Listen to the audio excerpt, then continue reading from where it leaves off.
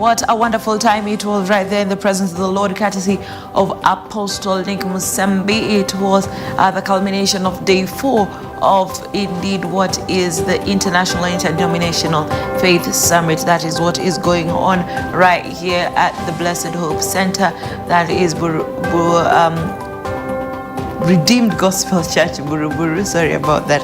My name is Consolata Chibalonza. Welcome to EBN TV Prime Edition. Now today we have quite a lot in store for you, including number 1, what the government spokesperson has said on his weekly review or on his weekly statements. We also have news from the teachers. We do know that the teachers have planned to have a strike commencing next week on Monday, asking the teachers not to return to work. That is COPET, TSC, and all teachers services or unions together are against reporting back to duty. So for this and more, stick around for EBN Prime Edition. I will see you in just a minute.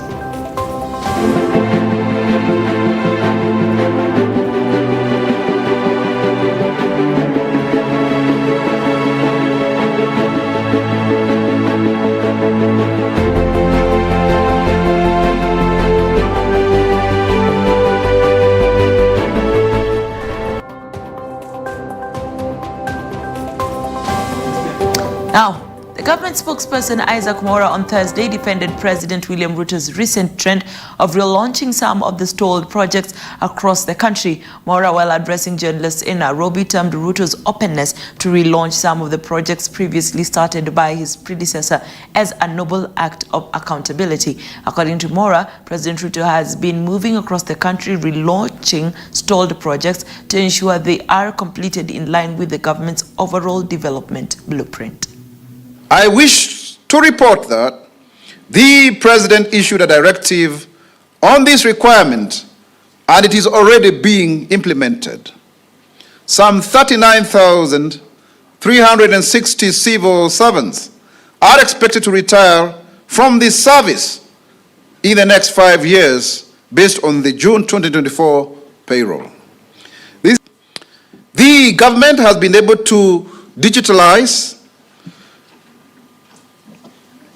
17,668 government services within the first 1.5 years against a 5-year target of 5,000. We've also, as a government, facilitated the development of 1,018 audiovisual productions under the KBC Studio Mashinani program, putting money into the pockets of the young artists. We further urge everyone to support the broad-based government in its effort to grow our economy with a focus on the enhancement of national development and unity. And also in the same way, to support the bid of Right Honorable Raila Odinga to become the next AU Commission Chair, so that he can also continue to fly our flag high, and so that Kenya can continue to play its pivotal role in the transformation of Africa and the world.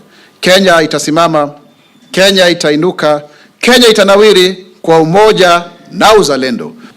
Sio tu kila kitu tu ni kibaya, kwa sababu wakati wananchi wanaona vile wanachochewa na wanakuwa hawaungi mkono mikakati ya sera ya kiserikali ya maendeleo. Na sasa ikiwa ni kama hapo kunakuwa na shida, kwa sababu sasa itakuwaje kwamba serikali haiwezi kufanya kazi bila uungwaji mkono wa wananchi. Kwa hivyo wana habari, nyinyi ni wadau wakubwa katika mchakato huu na mdahalo huu wote wa kimaendeleo, tuweze kushirikiana. Na sisi kama afisi ya msemaji mkuu wa serikali tuko tayari kuwajibu maswali yoyote, hata wakati mwingine nyinyi ndio hamuulizi maswali.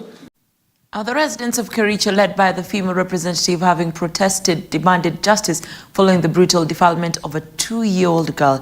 According to her grandmother, Tamara Chepchumba, the child went missing on the 30th of last month, and later her body was found in the Kipchorian River in the Kipkelion area. Sadly, no suspect has been arrested so far.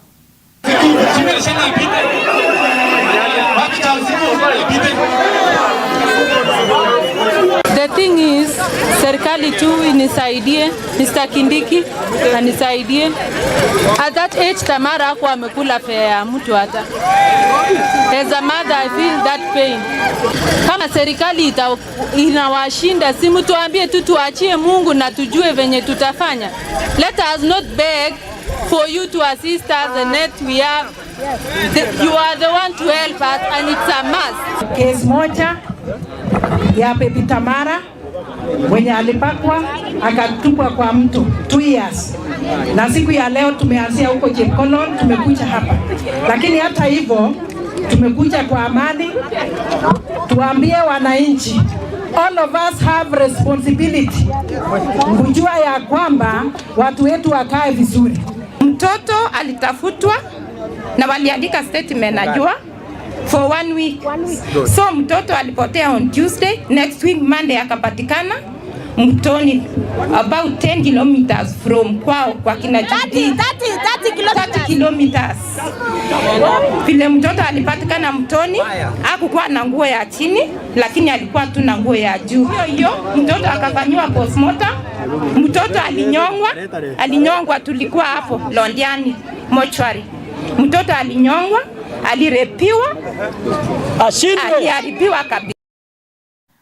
Security officers in Molo have arrested 2 male adults and recovered 5 pieces of elephant tusks and a rifle. The 2 suspects, aged 28 and 32 years, were nabbed at the Posta area near the National Bank in Molo town by officers who were on a normal routine. Police said they received an intelligence report from the residents about the suspicious characters, forcing them to rush to the scene. Upon arrival at the area, the officers led by Molo Police Station OCS confronted the duo who were riding on a motorcycle registration number KMFE 674Z.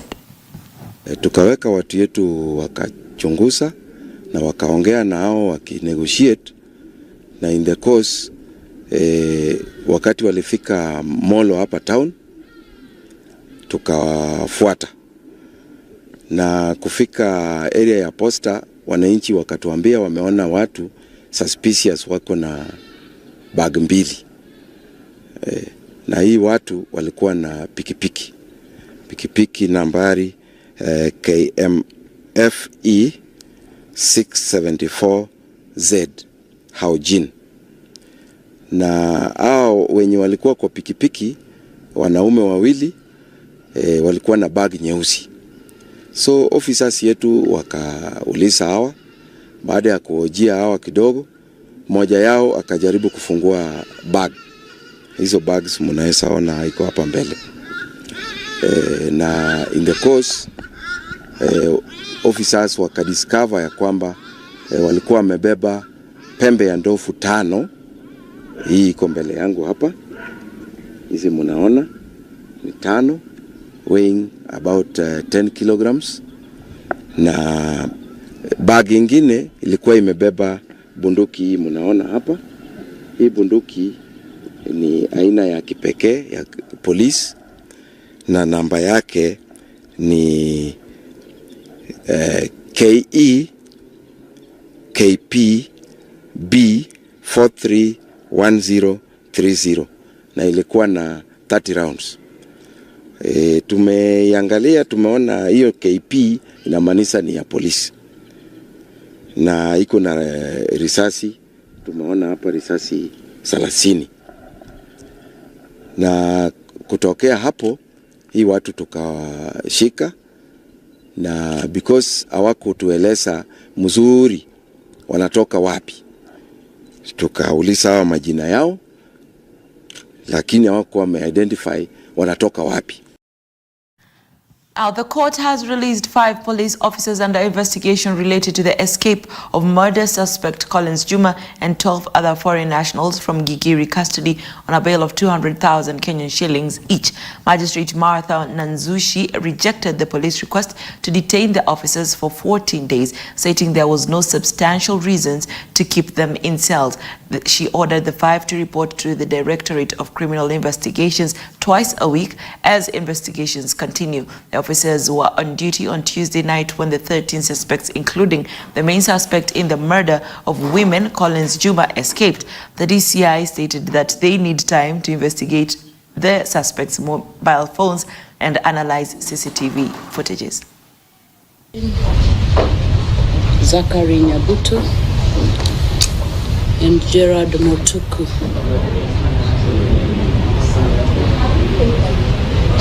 For the state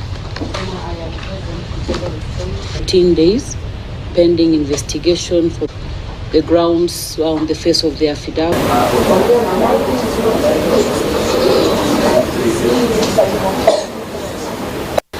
By them not objecting to being detained, the court reads a sign of good faith and their willingness to cooperate with the investigating officers in this investigation. The reasons advanced for detaining them are not compelling to this court to allow their application. I therefore hold as follows: the respondents be and hereby admitted to bail on the following terms.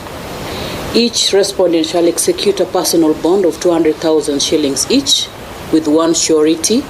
The surety shall also execute a personal bond of 100,000 shillings on behalf of each respondent, and they are to ensure the attendance of the respondents to the office of the investigating officer twice a week for the period requested of the 14 days. The ruling is dated and signed in open court in presence of all parties. Now, Kenya Party leader Martha Karua has stated that the Azimio coalition will remain strong even if Raila Odinga steps away from national politics to focus on his ambition to become the chairperson of the African Union Commission. For some time, the Azimio coalition has been shaken by conflicts among the leaders of various parties, especially after some opposition leaders from the ODM party were appointed to serve as cabinet secretaries in President William Ruto's regime. Let's be clear. What appears to be the quieting of the political storm is but an uneasy calm that leaves unresolved issues simmering beneath it. On the subject of abuse of human rights, the oppressive political climate continues unrelentingly to stifle the voices of citizens and to specifically target around various parts of the country persons, mainly youth, who were marked by the abduction squads during the protests. People have been arrested in the river, in Mombasa, in Nairobi, and in many other parts of the country. We are getting a full list. The Ruto regime appears hell-bent on stifling dissent and any enjoyment of civil liberties by citizens. The constitution, it appears, has been cast aside by Ruto and his ruling elite. You remember his famous statement during his swearing in: "When I put the Bible down," it appears it's not only the Bible he put down, it's also the constitution that he cast aside. He cast aside the constitution and the rule of law. The law enforcement agencies, more specifically the National Police Service, have blatantly ignored court orders. We have seen arbitrary arrests and abductions continue, targeting those who dare to speak and those who dare to demand accountability. We refuse to remain silent. We refuse to be accomplices to the betrayal of the people of Kenya. We must speak out for those who cannot, for those whose voices have been muzzled by a state determined to criminalize freedom of thought and expression, and to ignore the principles of the Constitution. Now, the Kenya National Union of Teachers in Kirinyaga County insisted that they will not return to school and that the teachers' strike will begin on Monday as scheduled. They have also urged parents not to take their children to school as they will begin their demonstrations at the Teacher Service Commission headquarters to demand their grievances be met. This comes despite the TSC yesterday urging teachers to report to school on Monday as they have started implementing some of the demands presented.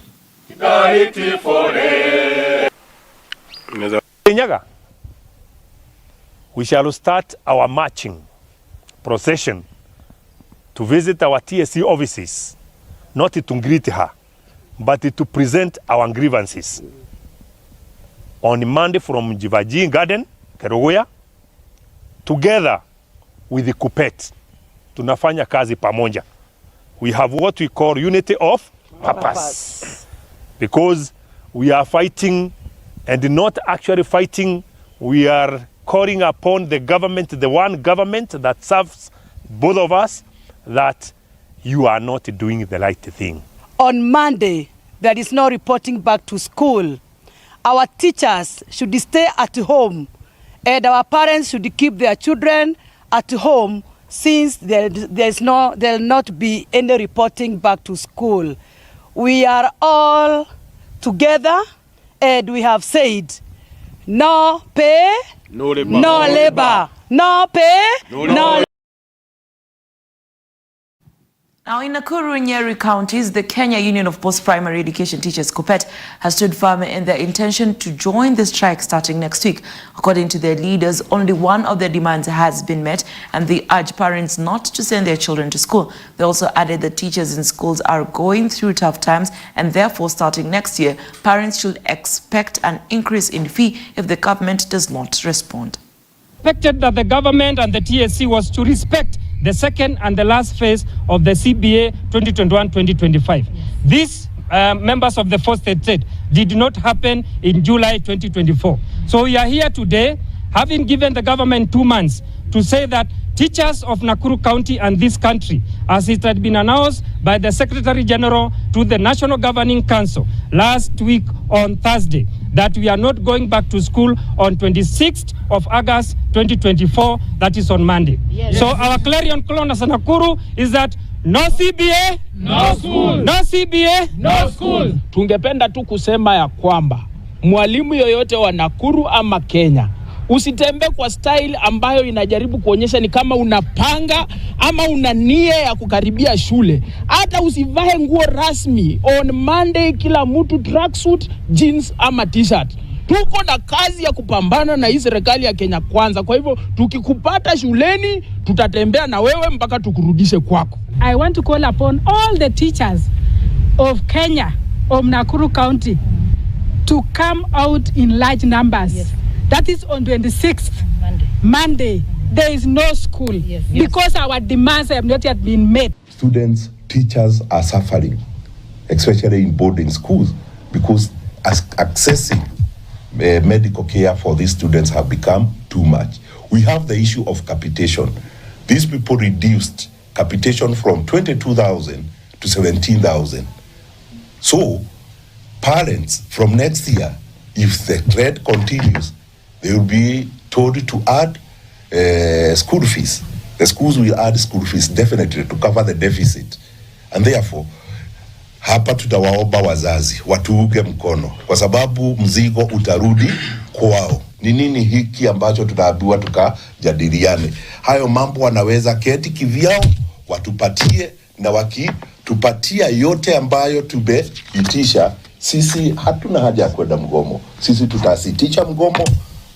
National Governing Council, that is the body that has the mandate to call off the strike, and is the same body that has the mandate to call off the strike.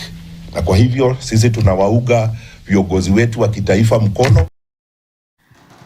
Staying on the subject of the teachers' strike, the wife of the Deputy President, Dorcas Gachagua, has urged teachers to engage in more dialogue with the government to resolve some of the issues fueling the strike threat once schools open next week for the third term. Speaking at the funeral of a teacher in Loitoktok, Kajiado County, the Deputy President's wife emphasized that if the strike goes ahead, students will be left in a dilemma. Leaders attending the event urged the TSC to use the 18.3 billion shillings allocated to the commission to address the issues raised by teachers to prevent the strike. Every person here is a product of a teacher, and it is a very noble job. And I pray for you that on Monday, God will help you to go to classes because of our children. Ndiye Mungu wetu na walimu wa Jamhuri ya Kenya. Ile kipindi tulikuwa na pressure kubwa sana kwa sababu mawaziri hawangesikiliza watu. Nataka kusema kwamba hiyo pesa ambayo ni 18.3 billion katika collective bargaining agreement, ile walimu waliongea pamoja na ministry wakae chini, hatutaki watoto wetu waumie, na budget ya 18.3 billion ilipitishwa, waone ni ngapi itawekwa kwa walimu kwa mambo ya hiyo increment, salary increment, mahali itawekwa kwa promotion, na mahali pia itawekwa kwa sababu ya GSS, wale interns ambao hawakuwa wameajiriwa. Sijui kama kisa umenisikia. Tumeelewana? Kwa hivyo timu yenu waende wabagain kuhakikisha kwamba by the time Monday inafika hiyo mkutano mnakajua vizuri, mkikunywa chai na mandazi na mpangwe kapicha moja mzuri na mchekelewe vizuri. Si mnapitisha hiyo bargaining power ya walimu ama hakuna?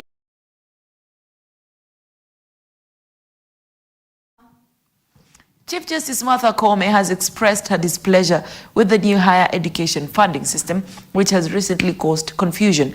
Many students who should be joining higher education and come from underprivileged families have been left in a dilemma after being categorized with those who are well off.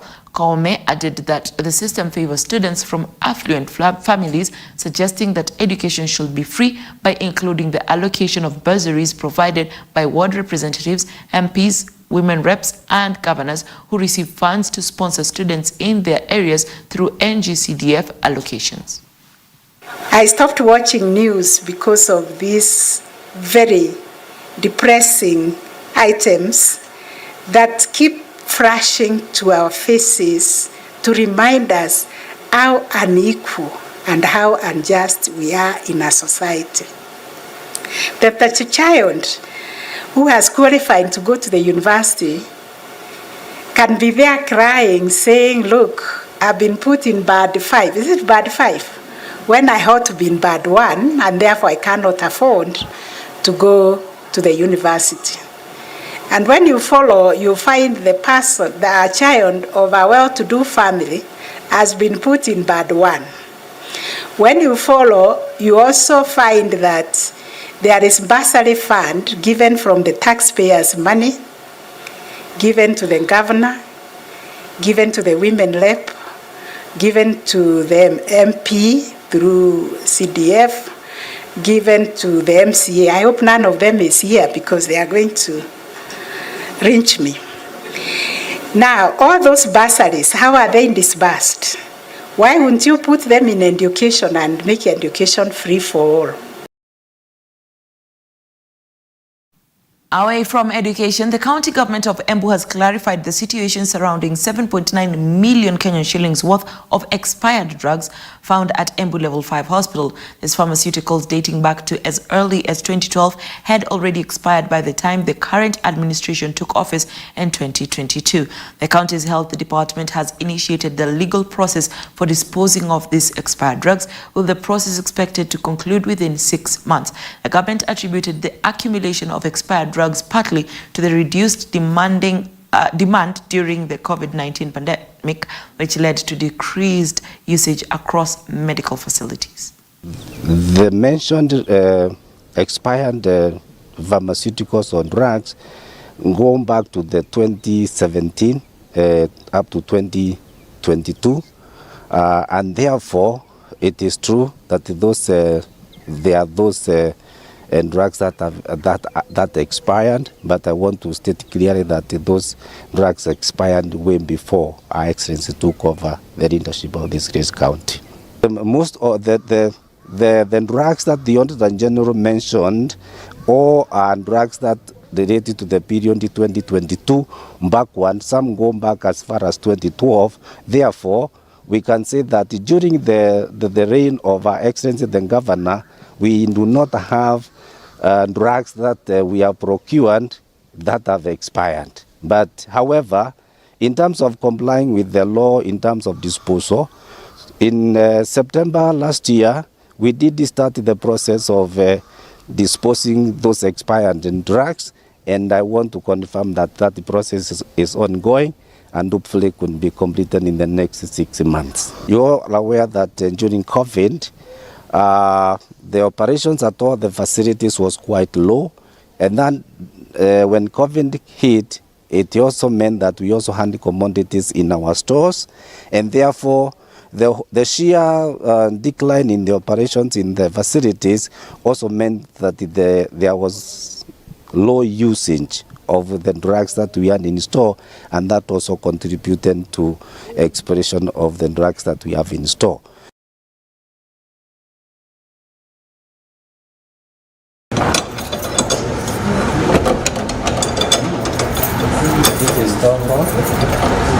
This is what the ones that Also, Nandi County Governor Stephen Sang hosted the Cabinet Secretary for Mining and Blue Economy Hassan Joho to discuss expanding opportunities in the county's mining and aquaculture sectors. During the meeting, Governor Sang emphasized the significant yet underutilized mineral resources in Nandi, particularly gold. He introduced the Aral Mining County Committee and called for greater support from the ministry to assist local artisanal miners. Governor Sang also addressed ongoing challenges in the county, including issues between the local government, community and investors related to a major gold mine in Chemase. Again, we look forward to working with you as we expand the opportunities within mining, not just in gold, but many other mineral deposits that are available in Nandi. Also, we have a huge team of artisanal miners, doing gold mining at the artisanal level. Today, again, I have introduced the team, the Artisanal Mining County Committee here, and I am sure your ministry and your department will, and the mining department, state department will work with them as we look at expanding those opportunities. We will be asking for the ministry's support to the artisanal miners in Nandi County. We are helping to organize them in terms of providing them with equipment and any other support that can go towards that end, that mining takes place. You are aware that Nandi County has a huge mining potential, and that potential has been underutilized for a long time. We have many mineral deposits in Nandi, gold being one of them, and you know that we have one of the biggest commercial gold mining in Kerebe, right down here in Chemase. We have had a lot of issues and concerns over the last 5 or so years relating to the gold mine in Chemase. One, the relationship between counties or the county government of Nandi, the local community, and the investor in there. And some of those issues have led to situations where the exploitation of that mineral for the good of the local community, of the national economy, and also to the investor has been minimal. We are excited that within 2 weeks of his appointment, the minister is here on a familiarization exercise. And finally, the Siaya County government has embarked on a significant agricultural development initiative which plans to construct aggregation centers and cereal stores in each of its 30 wards. This move, part of the National Agricultural Value Chain Development Project, funded by the World Bank and the Kenyan government, aims to support local farmers by providing easy access to seeds, fertilizers and storage facilities, reducing post-harvest losses. Speaking during the handing over ceremony at Nyalgunga in North Alego Ward, Governor James Orengo said that the motorcycles will ease the movement of the extension workers during field visits to farmers. Today, we are talking about value addition under a program known as value chain development, which is very important program. This program we are doing together with the national government. And the intent of our visit today in Nyalgunga, which is a famous village known across the country, is first to open the cereal store, the grain store.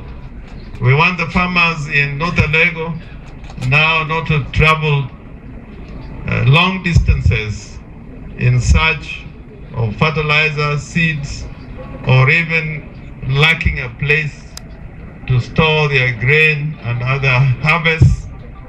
My chief officer, Elizabeth Adongo, talked about post-harvest losses if there's no sufficient and nearby warehouses and stores.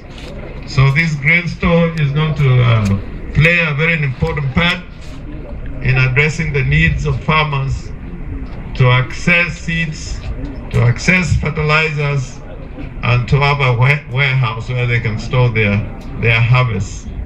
Secondly, we are flagging off motorcycles to our agripreneurs to make sure that they can access villages and farms across Siaya, the entire county, and every ward. I'm made to understand that today we are flagging off 21 motorcycles, and with the numbers we have, we are sure of having a motorcycle available in each ward and in some sub-counties too, for that matter. So we are addressing the issue of not only having extension workers, and if anybody thought that we don't have extension workers in Siaya, they are here before us. Our Siaya Governor James Orengo marks the end of EBN TV Prime Edition. Thank you very much for keeping me company from the start to the end. Tomorrow, we close down the International Interdenominational Faith Summit 2024. Do not miss. Have a good night. Be well rested as we prepare for tomorrow. Consolata Chibalonza is my name. Until next time, God bless.